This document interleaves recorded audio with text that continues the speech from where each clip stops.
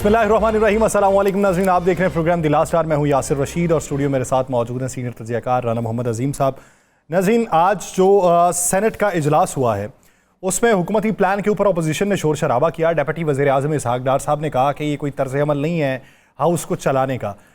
Deputy वज़ीर आज़म इसहाक़ डार साहब की जो उसमें गुफ्तगू है वो आपको सुनवाएंगे, लेकिन उससे पहले आपको ये बता दें कि हुकूमत ने इलेक्शन एक्ट तरमीमी बिल जो है वो सेनेट से मंजूर कर लिया और सेनेट से मंजूर करने के बाद ये सदर ममलिकत को भिजवा दिया गया। सदर ममलिकत के दस्तखतों के बाद बाकायदा तौर पे यह कानून बन जाएगा। इस्लामाबाद के जो बल्दियाती इलेक्शन है वो मुलतवी हो चुके हैं। अब नई हल्का बंदियाँ होंगी क्योंकि यूनियन काउंसिल्स की तादाद बढ़ाने का फैसला किया गया। नई हल्का बंदियों के बाद फिर उसे रीशेड्यूल किया जाएगा, तो ये बात जो है वो 1 साल के बाद तक पहुँच जाएगी। लेकिन 2022 में ये इलेक्शन होना थे और 2022 से लेके अब तक 2 साल का तो पहले ही वक्फा है और 2 साल में ये इलेक्शन ना हो सके। हर बार इलेक्शन होने पे कोई ना कोई तजवीज़ आ जाती है, कोई ना कोई तरमीम आ जाती है, कोई ना कोई तकनीकी वजूहात आ जाती हैं, जिसके बाद ये फैसला जो है वो मौखर कर दिया जाता है। अब उसके पीछे रम्ज़ क्या है इसके ऊपर बात की जाएगी। दूसरी बात ये कि पार्लियामेंट के अंदर आइंदा हफ्ते जो है वो प्राइवेट मेंबर डे के ऊपर कुछ सिफारिशात जो बिल की शक्ल में है वो पेश की जानी है। 2-3 शख्सियात हैं जिनकी सिफारिशात, जिनके बिल जो है वो एजेंडे का हिस्सा होंगे, लेकिन उसमें जो एक शख्सियत जो सबसे ज़्यादा प्रोमिनेंट दिखाई देती है वो जमीयत उलमा इस्लाम फ़े के रुकन नूर आलम खान साहब हैं। नूर आलम खान साहब ने वो जो अमेंडमेंट बिल्स जो हैं वो पेश करने हैं, उनमें मुख्तलिफ आइन के आर्टिकल्स में तरमीम के हवाले से बातें ज़ेर गौर हैं, जिसमें 184 में तरमीम करनी है, जिसमें आइन के आर्टिकल 51 में करनी है, 59 के अंदर करनी है, 108 के अंदर करनी है, उसके अलावा 208 के अंदर करनी है। तो ये जो इतनी तरामीम उनकी तरफ से तजवीज़ करना है, जिसमें ये भी बात की जा रही है कि सुप्रीम कोर्ट के जजेस की तादाद को भी बढ़ाया जाएगा, वो 23 के करीब कर ली जाएगी, जिसमें यह भी बात है कि सदर ममलिकत के पास चीफ जस्टिस को जो मुकर्रर करने का इख्तियार है उसमें क्या तब्दीली होगी। उसके अलावा हाई कोर्ट के जजेस की तयनातियों के हवाले से तब्दीली है, फिर नजर सानी के मामले के ऊपर जो कानून है उसके अंदर तब्दीली है। तो ये जो सारी तब्दीलियों की बाज़गश्त इस वक्त सुनाई देती है, इसके पीछे हुकूमत किस हद तक कमज़ोर या मजबूत दिखाई देती है और क्या ये तमाम तर जो चीज़ें हो रही हैं ये आसिफ अली जरदारी और मौलाना फजल रहमान की मुलाकात के बाद का नतीजा है या उससे पहले ही ये तजवीज़ करदा थी। इसके ऊपर बात करेंगे। राना साहब की तरफ बढ़ते हैं। राना साहब, समझते हैं कि ये जो आज सेनेट से इलेक्शन तरमीमी एक्ट मंजूर हुआ है, कितना बच जाएगी हुकूमत? बिस्मिल्लाहिर्रहमानिर्रहीम, अस्सलातु वस्सलामु अलैका या सय्यदी या रसूलल्लाह, अस्सलातु वस्सलामु अलैका या सय्यदी या हबीबल्लाह, ताजदार खत्म नबूवत जिंदाबाद जिंदाबाद। भाई हुकूमत के पास ना, हुकूमत अभी कोई एक ऐसा एक्ट ढूंढने की कोशिश कर रही है जिसमें ये आ जाए, कोई ऐसी तरमीम आ जाए कि जिसमें ये हो कि ताहयात इलेक्शन नहीं होंगे और जो हुकूमत मौजूद है ये ताहयात रहेगी। आप देख लीजिएगा, वो एक्ट ले आएँ, उसे सेनेट भी मंजूर कर लेगा, उसे पार्लियामेंट भी मंजूर कर लेगी। अगर सेनेट के आगे भी कोई अदारा होगा जिसके लिए मंजूरी ज़रूरी होगी वो भी मंजूर कर लेगी, क्योंकि अब हुकूमत के पल्ले कोई एक ऐसी चीज़ नहीं है कि वो किसी एक इलेक्शन में चले जाएं। ये तो कौमी सूबाई असम्बली के इंतखाबात की बात करते थे, इनके पल्ले तो बल्दियाती इलेक्शन लड़ने के लिए भी कुछ नहीं है। क्या अब ये नौबत आ गई है और ये पाकिस्तान की तारीख में मैं समझ तो शायद पहली दफा ऐसी नौबत आई है कि इक़्तिदार में हुकूमत हो, जोर में हुकूमत हो, एक पेज पर हुकूमत हो और उसके बावजूद बल्दियाती इलेक्शन से भाग जाए। इन्होंने कौमी इलेक्शन क्या लड़ना है, इन्होंने सूबाई इलेक्शन क्या लड़ना है, और ये तो अंजुमन ताजरान के इलेक्शन से भाग रहे हैं। इनके बस चले तो हर उस इलेक्शन से ये भाग जाए जो इलेक्शन किसी कि मैं समझता हूं जिसमें इनके मुकाबले में कोई बंदा हो भी ना। आप बात करते हैं कि इसमें हुकूमत, मैं तो कह रहा हूं ये ला रहे हैं एक बिल ऐसा जिसमें ताहयात हुकूमत इनकी हो, गलियां हो या सोनियां विच कले यार मेरे, ये तो वो लेके आना चाह रहे हैं यासर साहब। आप सोच में नहीं, आपके तस्वर में भी नहीं, इनके बस में है कुछ नहीं। मेरा ख्याल है इनमें से सब बंदों ने ना, एक बंदे ने एक चीज बांटी हुई आपस में। हाँ भाई, कितनी देर करनी है भाईजान, असी 20 साल करने ने, ਉਹਦਾ बिल तैयार कर, वो लब नहीं आइन बंदा आप ही बना छड़। ये तो आलम है इनका। और फिर जब इनके लोग आते हैं, आके तकारीर फरमाते हैं तो कहते हैं सा बात आपको मैंने कल भी कही थी, एक इनके पास चीज है, कोई दुनिया की दूसरी चीज नहीं है। पीटीआई है, पीटीआई नहीं है, पीटीआई जिंदा है, पीटीआई मर गई है। पीटीआई को फलाह हो गया है, अलीमा खान को फलाह हो गया है, इमरान खान को फलाह हो गया है। पीटीआई में ग्रुप बन गए हैं, पीटीआई में ग्रुप नहीं बने। बस एक ही बात है, आज हराम है किसी एक वजीर ने आकर ये कहा हो, मासवाए मोहसिन नकवी साहब के किसी एक वजीर ने आके कहा हो कि जनाब ये जो कल जुल्म हुआ है इसके खिलाफ सारे इकट्ठे हो जाए। कल जो जुल्म हुआ है आइए इसके खिलाफ आज यौम स्याह मनाएं, पूरी कौम का अपने उनके साथ इजहार यकजहती करे। कोई एक बंदा तो ये लफ्ज कह देता। राणा साहब, इसहाक डार साहब ने इसके ऊपर गुफ्तगू की। इसहाक डार साहब ने की सेनेट में। सेनेट आप पार्लियामेंट की बात करें। मेरी बात सुनो, मेरी ये जिन्हें प्रेस कॉन्फ्रेंसा करने आते ने, ये सब्जी के रेट दसन आते ने, क्या करने आते हैं मुझे बता देना, किस चीज के रेट बताने आते हैं? बात करते हैं आप भी ना बिल्कुल बादशाह लोगों वाले यासर साहब।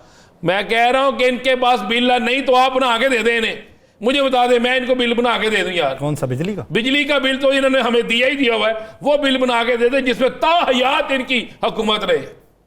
मुझे तो पीटीआई का कोई बंदा नहीं मिला भाई। आज मिलता ना कोई मुझसे कहना यार आप अपना ना 28 का जलसा जो है ना 8 का जलसा वो कच्चे के इलाके में रख ले। आगे बैरिस्टर उमैर नियाजी साहब पाकिस्तान नए साहब से रिक्वेस्ट करते हैं ना कि अपना जलसा कच्चे के इलाके में रखें, कम से कम पुलिस वहां पहुंच जाएगी ना, इनके बंदे पकड़े ना पकड़े, कच्चे के डाकू शायद पकड़े जाए। बैरिस्टर उमैर नियाजी साहब पाकिस्तान तहरीक रहनुमा, वो हमें ज्वाइन कर चुके हैं। नियाजी साहब बहुत शुक्रिया आपके वक्त का।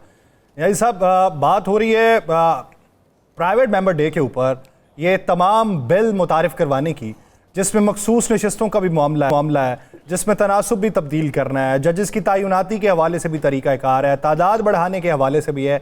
वो यूं लगता है कि जैसे पूरा एक नया दिबाचा मुतारिफ करवाया जाएगा। क्या प्लानिंग होगी पाकिस्तान तहरीक इंसाफ की इस पे और मौक़िफ़ क्या होगा?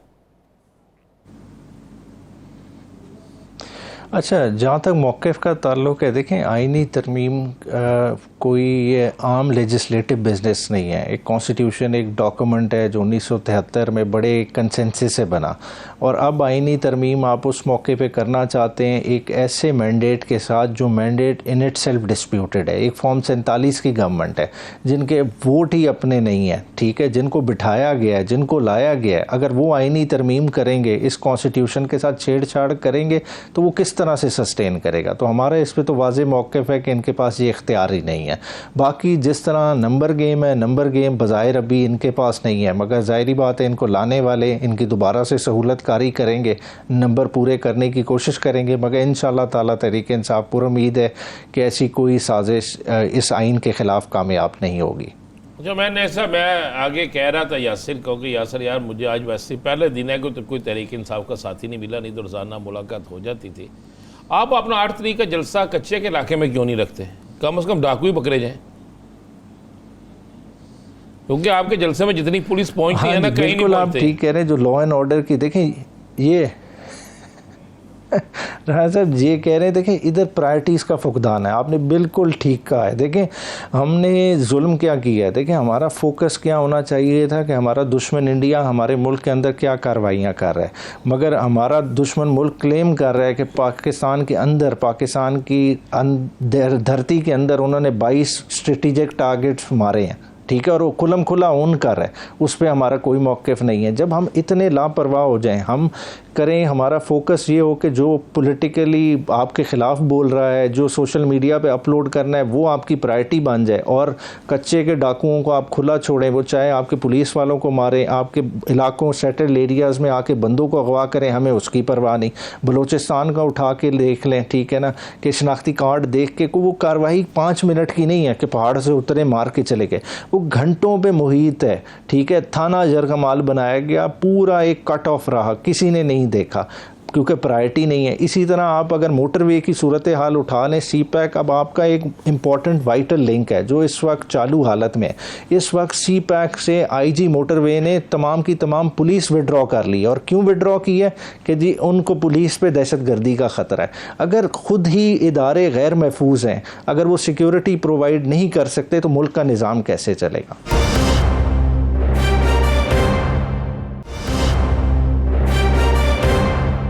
अच्छा मेहर साहब, 8 को जलसा हो रहा है, या 8 की सुबह हमें अचानक जी खबर बिल्कुल। देनी है कि जलसा देखें कैंसिल जो हो गया। अभी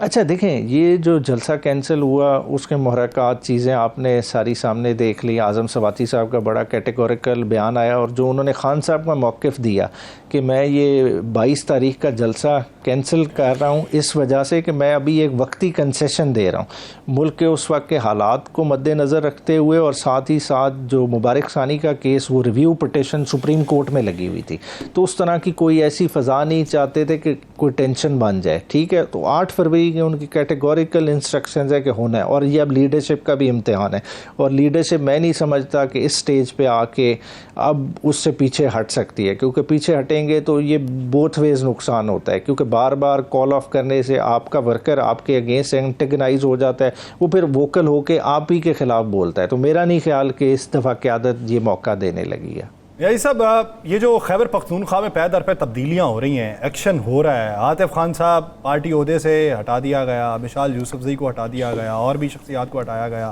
फिर कुछ लोगों की शकील खान की हिमायत करने पे या अदम एतमाद करने पे वज़ीर आला की, उनको भी पार्टी ओहदों से हटाया और तब्दीलियाँ की जा रही हैं। इसका असर कारकुनान तक पहुँचेगा या नहीं पहुँचेगा?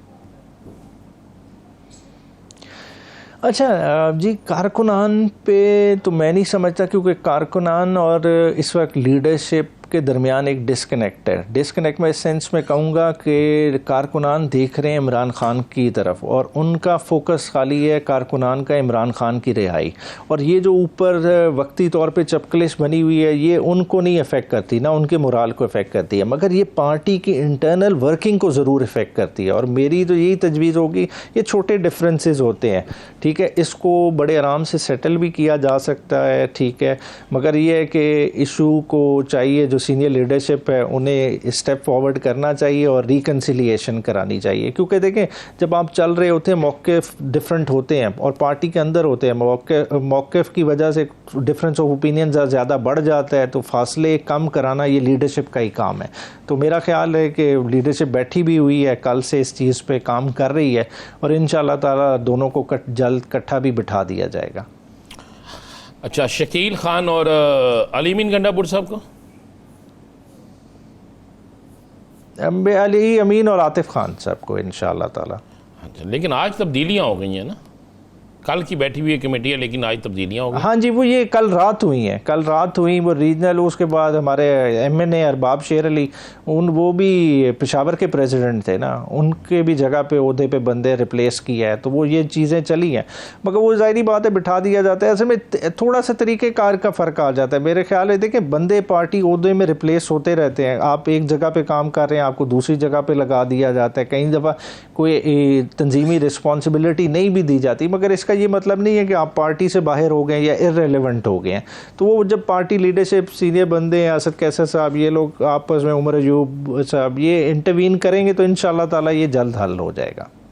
अच्छा नियाज़ी साहब, ये बताइए कि कल की जो हड़ताल है, बहुत सी सियासी जमातों ने उनके साथ इत्तेहाद करने की या हिमायत करने का ऐलान किया हुआ है।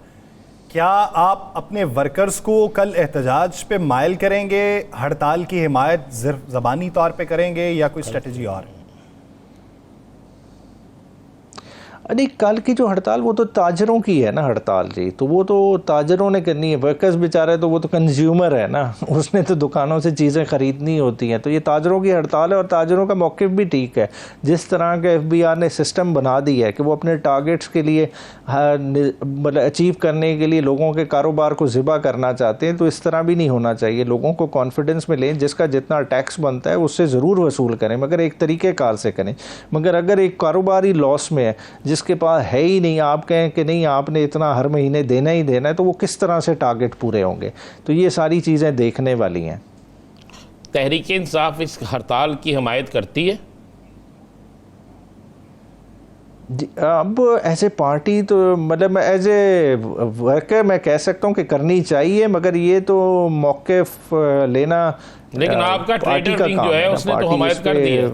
आपके ट्रेडर विंग ने तो इसकी हमायत की है अब क्या? हाँ जी, ट्रेडर विंग ने कर दी है तो फिर उसको जाहिर बात है पार्टी ओन अप करेगी। पार्टी का विंग है, पार्टी का विंग जो फैसला करेगा उसकी सीनियर क़यादत करती है तो उसको बिल्कुल करना चाहिए, ओन अप सारे करेंगे, क्योंकि ट्रेडर विंग ने ही तो इंश्योर कराना है ना कि तमाम मार्केट में हड़ताल इफेक्टिवली हो और मार्केट बंद नज़र आए और हुकूमत को एक वाज़ेह मैसेज जाए।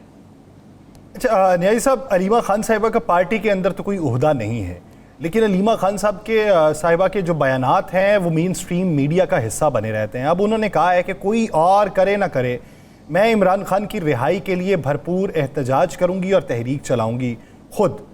तो क्या वो पार्टी मैनेजमेंट से खाइफ हैं या फिर तरीक़ाकार से खाइफ? अच्छा नहीं, देखें इमरान खान साहब उनके भाई हैं, ठीक है, और बहन को अपने भाई की तकलीफ़ का बहुत बेहतर एहसास होता है और वो बहन है जो, और बाकी जो बहनें हैं हर पेशी पे खान साहब की आती हैं, हर केस की हेयरिंग में वो सुबह से लेके शाम तक मौजूद होती है। मतलब उन्होंने अपना घर बार छोड़ के मतलब इस्लामाबाद में डेरे डाले हुए अपने भाई की रिहाई के लिए। तो एज ए भाई के लिए बहनों ने नहीं करना तो किसने करना है, तो वो उसी लिहाज से कोशिश कर रही है। मगर पार्टी का ओवरऑल दायरा कार में और भी है, देखें इमरान खान उनका प्राइम टारगेट है पार्टी की क़यादत का कि खान साहब को बाहर लाना है, साथ साथ दूसरे भी अमूमी मसाइल भी हैं, जैसा आवाम का महंगाई का इशू, उसके लिए भी प्रोटेस्ट करना, बाकी कोई जुल्म ज़्यादती हो रही है, बाकी इशूज़ को उजागर करना, तो पार्टी का एक ब्रॉडर रोल है। अच्छा मिनिस्टर साहब, ये तो बता दें आरिफ अलवी साहब के आने से कितना का वज़न कम होगा पार्टी के अंदर ग्रुपिंग का? अच्छा जी, आरिफ अलवी साहब बहुत ही मैच्योर सियासतदान, पार्टी के पुराने लॉयलिस्ट वर्कर्स में से हैं, खान साहब का कॉन्फिडेंस भी इंजॉय करते हैं और साथ साथ आपने देखा 5 साल दौरे सदारत में मतलब उन्होंने अपना कद और बढ़ाया है, मतलब उन्हें बेहतर अंदाज से अपने जो है ना मामलात कैरी किए हैं। तो उन जैसी फिगर अगर तरीके इंसाफ के मामलात देख रही है तो ज़ाहिरी बात है जो वक्ती तौर पे कोई आपको डिफरेंसेस बाहर से नज़र आ रहे हों वो हल करने की उनमें कैपेसिटी ज़रूर है। आप क्या समझते हैं कि जो पुराने अराकीन हैं, बहुत सारे लोगों का ये भी मानना है कि उनका नाम शामिल नहीं होता मुलाकात करने वालों में, और वो नाम कौन डिसाइड करता है ये भी उन्हें मालूम नहीं। अब वो जो है वो बहुत सी शख्सियात के बारे में बात करते हैं, मिसाल के तौर पे शौकत यूसुफजई साहब, उन्होंने हमारे प्रोग्राम के अंदर ये बात की थी कि मैं तो मुलाकात के लिए नहीं जा सकता। उन्होंने ये भी कहा कि अलीमा खान साहिबा के बयानात जो हैं वो पार्टी में इंतशार का बायस बन रहे हैं। तो आपको लगता है कि वो फ्रस्ट्रेशन का भी शिकार हो जाते हैं रवाबित के टूट जाने से?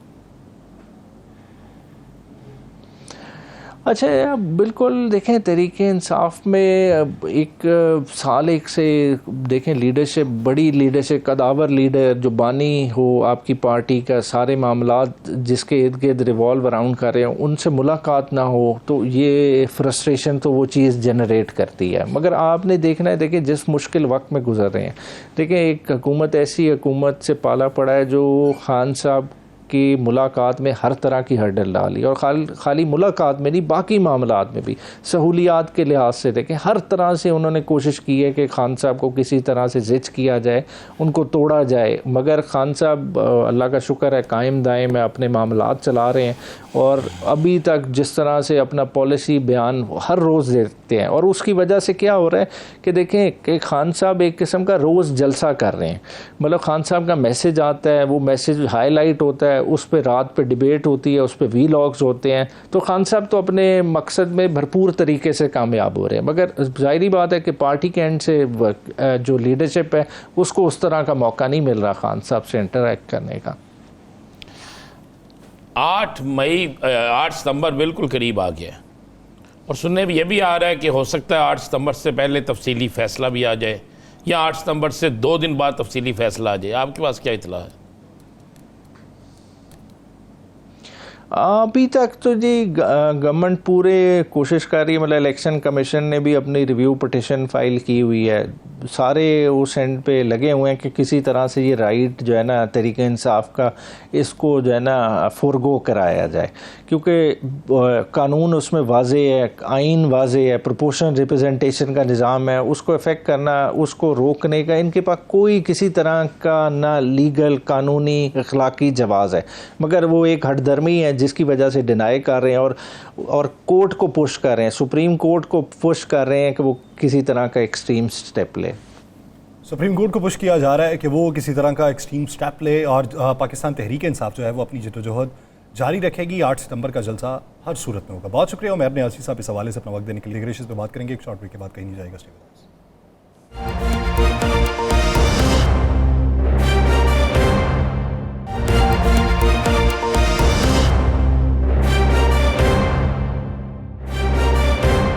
ब्रेक के बाद खुशामदीद नाज़रीन। मौजूदा सूरत हाल के जिसमें सेनेट के इजलास के अंदर मुशावरत के ज़रिए बातचीत की गई, कुछ गिले भी किए गए। इसहाक डार साहब ने उस इजलास के अंदर गुफ्तगू करते हुए क्या कहा है, पहले वो ज़रा मुलाहिज़ा करें, फिर उस गुफ्तगू को आगे बढ़ाते हैं कि आइंदा तर्ज़ अमल सियासी जमातों का क्या होना चाहिए और क्या है। कुछ हुआ है वो हर पाकिस्तानी के लिए इंतहाई दुख की बात है और हर दिल रंजीदा है जो कुछ कल बलोचिस्तान में हुआ है। लॉ मिनिस्टर साहब ने उसको एक्सप्लेन किया है कि कल नेशनल असम्बली में डिटेल्ड सेशन हुआ, लोगों ने खुल के बात की, करनी चाहिए। वो उतना ही अजीज़ है हमें जितना कोई और सूबे का हिस्सा है। वो पाकिस्तान का बहुत ही इम्पोर्टेंट हमारा सूबा है। यहाँ बैठ के बातें हमें सबको करनी चाहिए, लेकिन हमें कलेक्टिवली कुछ सोचना चाहिए कि वे फॉरवर्ड क्या है। कम से कम खुदा के लिए इस इशू को हम सियासत की नज़र ना करें। जो लोग पाकिस्तान की रियासत को तस्लीम करते हैं उनसे मुज़ाकरात हो सकते हैं, होने चाहिए। जो नाराज़गी के नाम पे पहाड़ों में चढ़कर इनोसेंट लोगों को मारेंगे तो ये पूरा हाउस यूनैनिमसली उनको कंडेम्ड करे, उनकी मजम्मत करे। जो भी प्राइस पे करनी पड़ेगी, अपना पेट काटेंगे, ये जंग लड़ी जाएगी। हमें सोचना चाहिए था कि क्या हमें उनको रिलीज करना चाहिए। ये डायलॉग के नाम पे हमने बहुत बड़ा ब्लंडर किया। जब भी पाकिस्तान टेक ऑफ करता है और आराम से पाकिस्तान की टांगें खींची जाती हैं, पॉलिटिकल इंस्टेबिलिटी क्रिएट की जाती है, कोई और काम किया जाता है। तो ये तो हमें फैसला करना है कि हमने क्या करना है। हमें फैसला करना है कि हमें क्या करना है। राना साहब, बहसीयत तमाम अपोजिशन जमातें या हुकूमती जमातें क्या करना चाहिए? देखें, तमाम हुकूमती जमातों को इस पर एक होना चाहिए था। मैंने कल भी कहा था, इस पर कोई सियासत नहीं होनी चाहिए थी। इस पर कोई ऐसी दलील सामने नहीं आनी चाहिए थी, ऐसे नहीं ऐसे हो जाता। इस पर एक ही फैसला होना चाहिए था कि हम सब एक हैं और सबसे पहले पाकिस्तान। और चाहे कोई पहाड़ से उतर के आता है, चाहे ज़मीन के अंदर से आता है, कोई भी है, कहीं से भी आता है, और जो दहशत गर्द है उसको इबरत का निशान ना देना चाहिए था। उसके खिलाफ सबको इकट्ठे हो जाना चाहिए था। उनके जो सहूलतकार हैं, उनको जो ट्रेनिंग देने वाले हैं, उनको जो फंडिंग करने वाले हैं, सब के खिलाफ फैसला करके हमें खड़े हो जाना चाहिए था। यही एक चीज़ थी जो आज इसहाक डार साहब ने कहा, बड़ी अच्छी बात कही है। क्यों नहीं ये बात वज़ीर आज़म पाकिस्तान कहते? क्यों नहीं वज़ीर आज़म पाकिस्तान तमाम सियासी जमातों को एक प्लेटफॉर्म पे इकट्ठे करते? क्यों नहीं इस पर आल पार्टी कॉन्फ्रेंस की जाती? क्यों नहीं बुला के सबसे कहा जाता, आए यार, बाकी आप हमारे खिलाफ इलेक्शन लड़े, आप आए हमारे खिलाफ एहतजाज करें, सब कुछ करें, लेकिन इस मामले में एक हो जाए? क्यों नहीं किया जाता? क्यों नहीं रोका जाता अपने मशीरों को कि यार आज आप तनकीद करनी छोड़ दो सियासी जमातों पर, आज सबको इकट्ठे करो, सबको दावत दो, सबको बुलाओ। देखिए, एक चीज पर इन्होंने दावत दी, तहरीक इंसाफ गई, मौलाना फजलुर रहमान गए, जमात इस्लामी गई, सारी जमातें वहां पे गई। अब भी बुलाते, सबको बुलाते, वहां पे सबको इकट्ठा करते, और सबको इकट्ठा करने के बाद कहते आइए मिलकर इस जंग को लड़ते। इसमें कदूरतें दूर भी हो सकती थी, यही एक असल इकदाम था जो उठाया जा सकता था, लेकिन इसे सरफ नज़र किया गया। इसी बीच में ज्वाइन कर चुके हैं जमीयत तमफ़े के सीनियर रहनुमा, सिंध के सरबराह भी हैं, राशिद सोमरो साहब। राशिद सोमरो साहब, बहुत शुक्रिया आपके वक्त का। राशिद सोमरो साहब, सबसे पहला सवाल तो आपकी पार्टी को लेकर ही है। आप सिंध की सूरत हाल पे बात करेंगे, लेकिन सर सवाल ये है कि आसिफ अली जरदारी साहब से मौलाना फजलुर रहमान साहब की मुलाकात होती है। मौलाना फजलुर रहमान साहब उससे पहले अपोजिशन ग्रैंड अलायंस वालों से जाके बातचीत भी करते हैं, उनसे मुलाकात भी करते हैं। हुकूमत के खिलाफ तहरीक चल रही है, लेकिन नूर आलम खान साहब जो आपके हैं वो उन्हीं चीज़ों को बाकायदा तौर पे बिल की शक्ल इख्तियार करते हुए पार्लियामेंट में पेश करना चाहते हैं कि जिसके ऊपर जमीयत उलमा इस्लाम का भी तहफ़्फ़ुज़ है। तो नूर आलम साहब जो है वो जमीयत उलमा इस्लाम फे के मौक़िफ़ की तरदीद कर रहे हैं? सबसे पहले तो आपका शुक्रिया। यकीनन आपने जो सवाल किया ये सवाल हमारे अभी सफ़ू के अंदर भी है, लेकिन मौलाना फजलुर रहमान साहब लाहौर में हैं और वो वापस इस्लामाबाद नहीं पहुँचे। वो पहुँचेंगे तो हमने इस बात पर फैसला करना है, मौलाना साहब ने फैसला करना है कि इस कानून साजी में जमीयत उलमा इस्लाम ने हिस्सा लेना भी है और नहीं लेना है तो फेवर में लेना है या अगेंस्ट में लेना है। तो मेरा ख्याल है कि अभी इस हवाले से कोई डिसीजन नहीं हुआ। अगर नूर आलम खान साहब ने ऐसा कोई फैसला किया है तो यकीनन उन्होंने कुछ इस पर सोचा होगा या वो अपनी क़यादत को इस पर ज़रूर एतमाद में लेंगे, क्योंकि जाहिर है कि वो पार्लियामेंट के अंदर पार्टी पॉलिसी के पाबंद हैं। सुप्रीम कोर्ट के इस हवाले से फैसले भी आ चुके हैं कि पार्टी पॉलिसी की खिलाफ वर्जी पर जो है वो एक मेंबर पार्लियामेंट की जो पोजीशन है वो क्या रह जाती है। तो यकीनन वो इन तमाम चीज़ों को सामने रखकर ज़रूर कोई ना कोई मेरा ख्याल है कि पार्टी की मुशावरत से ही आगे का इक़दाम उठाएंगे। इसका मतलब है हम इसे क्या कह रहे हैं कि अभी तक उन्होंने पार्टी से मुशावरत नहीं की, या जो वो कर रहे हैं वो पार्टी की मुशावरत से है? मेरे नोटिस में ऐसी कोई बात नहीं कि अभी पार्टी से कोई मुशावरत हुई है या नहीं हुई, क्योंकि मौलाना साहब सफ़र पे हैं, इस्लामाबाद में नहीं है। जाहिर है कि हम उनके वापस इस्लामाबाद पहुंचने का इंतज़ार कर रहे हैं। उनके पहुंचने के बाद ही इस पर कोई वाज़ेह सूरत हाल आपके सामने रखी जा सकती है। अच्छा राशिद सोमरू साहब, अगर देखा जाए तो सिंध में पाकिस्तान पीपल्स पार्टी की अभी तक की जो हुकूमत रही ये 8 फरवरी के इलेक्शन के बाद की, उसमें गुड गवर्नेंस के हवाले से वो पंजाब को बाकायदा तौर पे तनकीद का निशाना बनाते हैं कि हमारे यहाँ पे काम अच्छा है। पंजाब वाले उन्हें कहते हैं कि हमारे यहाँ पे काम अच्छा है।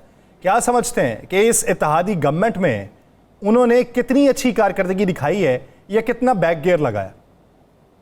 देखिए, इस पर तो आप जिससे भी बात करेंगे, जो भी हुकूमत में बैठता है वो जाहिर है यही कहता है कि हमने सबसे बड़े अच्छे तीर मारे हैं। ये तो आप अवामी सर्वे उठा लें, अवाम से पूछ लें कि क्या पोजीशन है। आज से 2 साल पहले जो सैलाब आया, क्या अब तक सैलाब मुतासरीन को रिलीफ मिल सका? जवाब नहीं में है। क्या अब तक उनको घर मिल सके? जवाब नहीं में है। क्या गुर्बत का खात्मा हो सका? जवाब नहीं में है। क्या मेरिट पर रोजगार मिलता है? जवाब नहीं में है। क्या कच्चे से डाकू राज खत्म हो गया? जवाब नहीं में है। पुलिस अहलकार शहीद हो रहे हैं, 300 लोग, 400 लोग 3 जिलों में डाकुओं के चंबे में हैं, आज़ाद घूम रहे हैं, दिन और रात नहीं है। कोई ऐसा बंदा नहीं है जो डाकुओं के चंबे से महफूज हो। करप्शन उरूज पर है। किसी सरकारी दफ्तर में जाएं तो क्या किसी करप्शन के बगैर आपकी कोई फाइल आगे मूव होती है? तो जवाब नहीं में है। तो मुझे बताएं कि ये तमाम वो चीज़ें हैं जिसके खिलाफ हम अव्वल दिन से अवाम में हैं, स्ट्रगल कर रहे हैं। इलेक्शन में हम लड़ते हैं, 1-1 लाख वोट लेते हैं। अब आप देखें कि कश्मीर की कौमी असेंबली की सीट से 1,10,000 वोट लेते हैं और हरवाए जाते हैं। शिकारपुर की सीट से 80,000 वोट लेते हैं, हरवाए जाते हैं। लाड़काना में बिलावल साहब के मुकाबले में मैंने 80,000 वोट दिए और हरवाया गया। अभी इस वक्त इलेक्शन कमीशन में हमारे टुल की PSK और पन्नो आकिल के PSK कैश लगे हुए हैं। 5-5 हज़ार के लीड से हम फॉर्म 45 लेके खड़े हुए हैं कि भाई आपने बना के दिए फॉर्म 45, देख लें, लेकिन कोई सुनने के लिए तैयार नहीं है। तो ये सूरत हाल है सिंध की। मैं नहीं समझता कि पीपल्स पार्टी इस वक्त कोई आवाम के वोटों के जोर पर वहाँ खड़ी है। अगर आवाम के वोटों के जोर पर खड़ी होती तो 25 जुलाई 2018 वाला मौक़िफ़ हम 8 फरवरी 2024 को न दोहराते। 8 फरवरी को भी मौलाना साहब का वही मौक़िफ़ है कि जाली असेंबली है, जाली मैंडेट है, आवाम का मैंडेट चुराया गया और उसके लिए हम पहले भी जद्दोजहद कर चुके हैं, अब भी कर रहे हैं। अच्छा, आपकी सारी गुफ्तगू से नज़र ये आया कि आप इस असम्बली को भी जाली, इस मैंडेट को भी जाली समझते हैं और इन जीतने वालों को भी जो फार्म 47 जिसे हम सब कहते हैं कि उनकी पैदावार समझते हैं। तो फिर क्या फार्म 47 की पैदावार जिन्हें कहा जाता है या फार्म 47 से जीते हुए जिन्हें कहा जाता है, जमीयत उलमा इस्लाम तो फिर इनसे किसी सूरत भी हाथ नहीं मिलाएगी या इनकी किसी भी तजवीज़ पर अमल नहीं करेगी? हमारी मरकजी मजलिस शूरा का उसूली फैसला है कि हम इस मरतबा हुकूमत का हिस्सा नहीं बनेंगे। हमारी मरकजी मजलिस शूरा का उसूली फैसला है कि हम मुल्क के अंदर असर नो इंतखाबात के लिए जिस हद तक भी आईन और कानून को सामने रखकर जद्दोजहद करनी पड़ी करेंगे, लेकिन उस वक्त तक हम खामोश नहीं बैठेंगे जब तक मुल्क के अंदर साफ और शफाफ इंतखाबात नहीं होते। तो आपका सवाल बिल्कुल दुरुस्त है कि हम हुकूमत से इस तरह हाथ मिलाएं कि हुकूमती बेंचेस पे जाकर बैठें, इसकी कोई सूरत मुझे नजर नहीं आ रही अपने सीसी के फैसले के बाद। बहुत शुक्रिया राशिद सोमरो साहब इस हवाले से अपना वक्त देने के लिए। नाज़रीन, दीगर इश्यूज़ पे बात करेंगे एक शॉर्ट ब्रेक के बाद, कहीं नहीं जाएगा। Stay with us.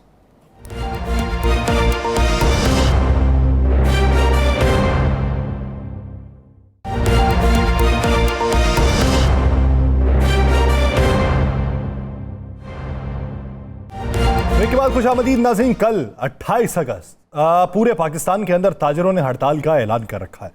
उन्होंने कहा कि जालिमाना जो टैक्स हमारे ऊपर आयद किए गए हैं, ताजर दो स्कीम्स जो मुतारिफ नहीं करवाई गई, अगर माजी के अंदर मौजूद थी तो उनको वापस ले लिया गया। टैक्सेस में गैर मुनसिफाना ये तकसीम की गई है और बोझ जो है वो छोटे ताजरों के ऊपर भी मुंतकिल कर दिया गया है, जिसकी वजह से कारोबारी लेन देन बहुत मुतासर हुआ है, जिसकी वजह से सेल बहुत मुतासर हुई है, जिसकी वजह से अर्निंग बहुत मुतासर हुई और इसने मजमूई तौर पे पाकिस्तानी मईशत को भी मुतासर किया।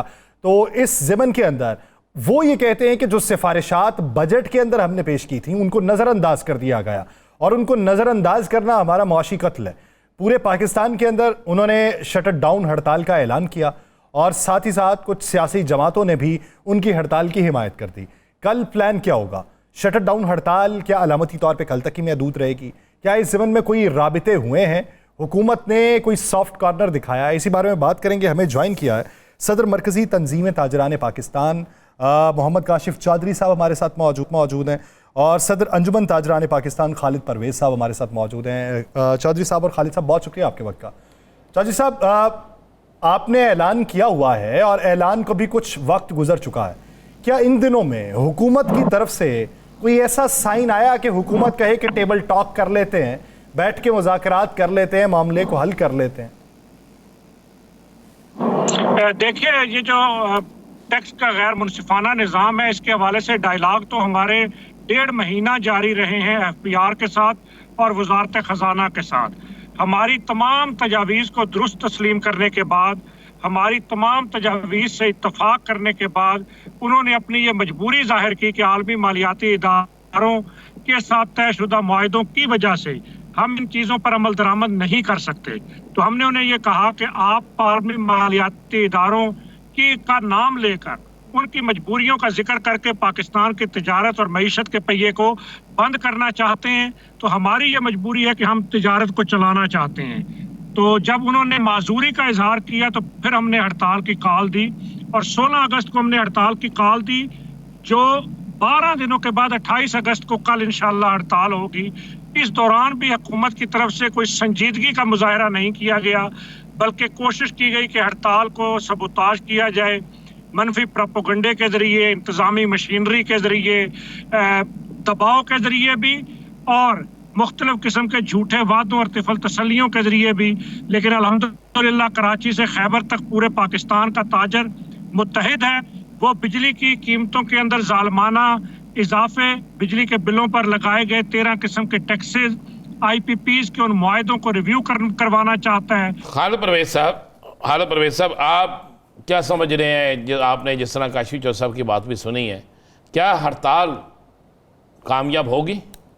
जी, अल्लाह की रहमत से कामयाब होगी। ये एक मेरा मसला नहीं है, किसी लीडर का मसला नहीं है, ये पूरे पाकिस्तान के गरीब ताजरों का मसला है, जिन्होंने इस वक्त मुल्क में एक बहरान पैदा कर दिया है, गैर यकीनी सूरत हाल पैदा कर दी है। ये देखें, इतना जालिमाना टैक्स, इतना जाबराना टैक्स, इतना जो जाबराना टैक्स देखे, इसको मैं कहूँगा कि ये जो टैक्स है जबरन टैक्स कहूँगा कि आप छोटे बड़े किसी को नहीं देख रहे। एक दुकान बड़ी लेके बैठा है, वो भी 60,000 रुपया दे, जो छोटी जिसकी दुकान का किराया नहीं निकलता, वो बिजली का बिल अदा नहीं कर सकता, उसको आप कह रहे हैं कि 60,000 रुपया दे।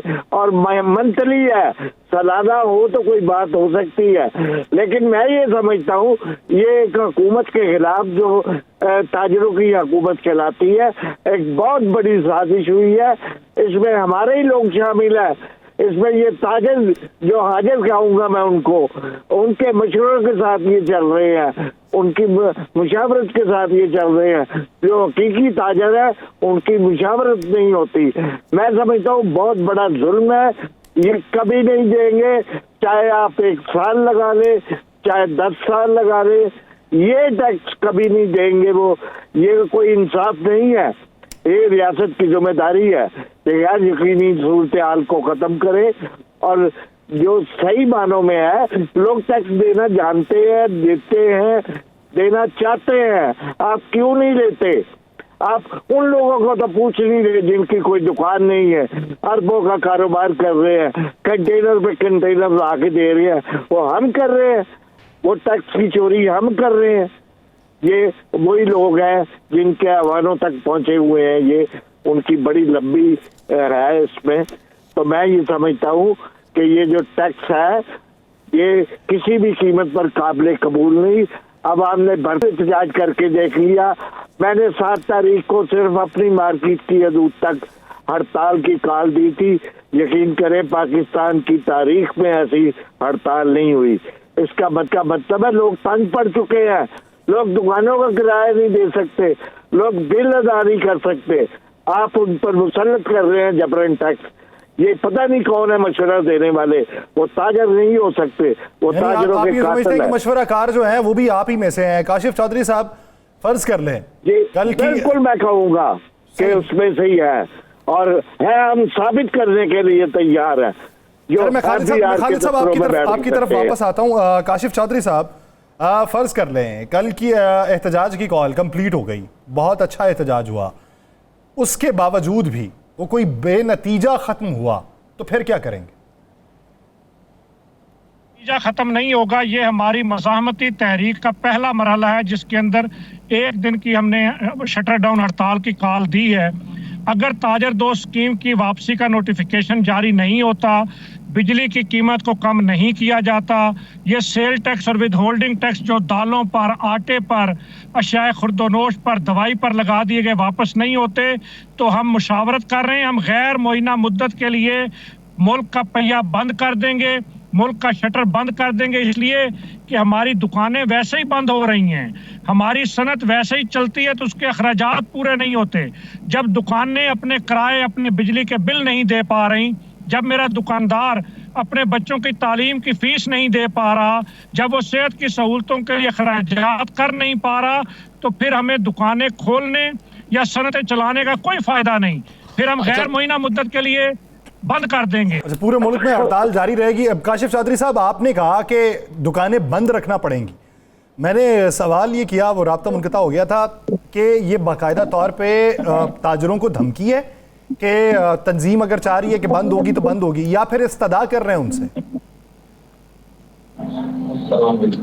देखिए, हुकूमत गैर संजीदा रवैया अपनाए हुए है, और ये जो बात है कि कोई दुकान भी इंशाल्लाह नहीं खुलेगी, इसलिए कि जो ताजर कारोबार करना चाहता है वो हालात के हाथों इतना मजबूर हो चुका है कि वो अपने अखराजात पूरे नहीं कर पा रहा, वो अपनी मजबूरी की वजह से अपनी दुकान बंद रखेगा। हमारी कोई जिद अनामी नहीं है, हम मुल्क का निज़ाम चलाना चाहते हैं, हम वो लोग हैं जो मुल्क में रोजगार देते हैं, हम वो लोग हैं जिसके टैक्स के नतीजे में एक चौकीदार से लेकर सदर पाकिस्तान तक को तनख्वाहें मिलती हैं, हम वो लोग हैं कि जो मुल्क के अंदर रोजगार देते हैं तो मुल्क में अमन आता है, दहशतगर्दी का खात्मा होता है। लेकिन अगर इसी ताजर को, इसी सनतकार पर दबाया जाएगा तो फिर उसके पास क्या रास्ता है इसके अलावा कि वो अपनी दुकान बंद कर दे, अपनी सनत को चलाना बंद कर दे। आप देखिए, सरमायाकार पाकिस्तान से बाहर मुंतकिल हो रहे हैं, 16 लाख नौजवान मुल्क को छोड़ के जा चुके हैं। अगर इसी तरीके से ब्रेन ड्रेन होगा, अगर इसी तरीके से सरमायाकार मुल्क को छोड़ के जाता रहेगा, तो कौन इस मुल्क के अंदर फिर रहेगा, कैसे कारोबार करेगा? इसलिए हम इस मुल्क की सलामती की जंग लड़ रहे हैं। और दूसरी अहम बात यह कि हम ये जो लड़ाई लड़ रहे हैं, ये जहां ताजरों की है वहां इस कौम की लड़ाई।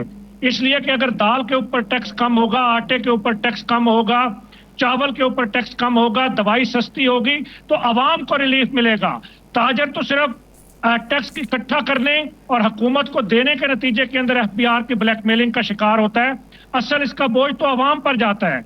तो हम 25 करोड़ अवाम की लड़ाई लड़ रहे हैं, इसलिए कि अब अवाम के अंदर सकत नहीं। और दूसरी बात देखिए कि ये कहते हैं कुर्बानी कुर्बानी, 77 साल हो गए कौम कुर्बानी दे रही है, लेकिन कौम को तो रिलीफ नहीं मिला। इनकी दुबई के अंदर प्रॉपर्टियां बनती हैं, इनके महल बनते हैं, लंदन और पेरिस में ये मालात खरीदते हैं। अच्छा, मुफ्तखोरी और बिजली चोरी, उसका नतीजा कौम भुगतती है। इसलिए ये जो सारा सिलसिला है अय्याशियों का, मुफ्त बिजली का, मुफ्त गैस का, मुफ्त पेट्रोल का, ये वीआईपी कल्चर, ये प्रोटोकॉल, ये इस खत्म वीआईपी करना कल्चर और होगा। प्रोटोकॉल के अब कुर्बानी खिलाफ और अवाम के हुक्मरानों को देनी हुकूक के होगी। लिए और अवाम की बेहतरी के लिए आप कल मैदान में उतरना चाह रहे हैं और अवाम के लिए रिलीफ मांगना चाह रहे हैं और हड़ताल का ये पहला फेज होगा। बहुत शुक्रिया काशिफ चौधरी साहब और खालिद को इस हवाले से अपना वक्त देने के लिए। नाज़रीन, प्रोग्राम का वक्त खत्म हो जाता है, मुझे और राना साहब को दीजिए इजाज़त। अपना बहुत सा ख्याल रखिएगा। मुलाकात होगी कल, अल्लाह ने के बाद।